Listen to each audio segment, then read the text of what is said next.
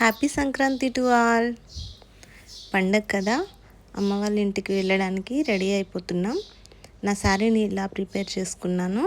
Puffy plates normal శారీకి కూడా బాగానే వచ్చాయి కదా.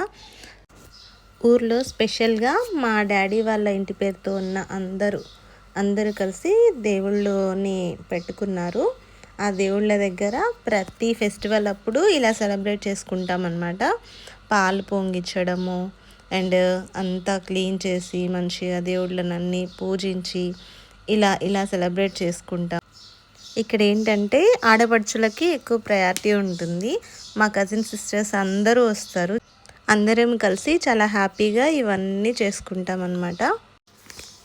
ఇక్కడ మైసమ్మ, ఎల్లమ్మ, ఈదెం పిందేవర, గురప్ప, ఈర్లు వీళ్ళందరూ కొలువై ఉంటారు.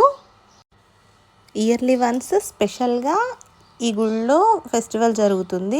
అది చాలా గ్రాండ్గా జరుగుతుంది. అందరూ వస్తారు.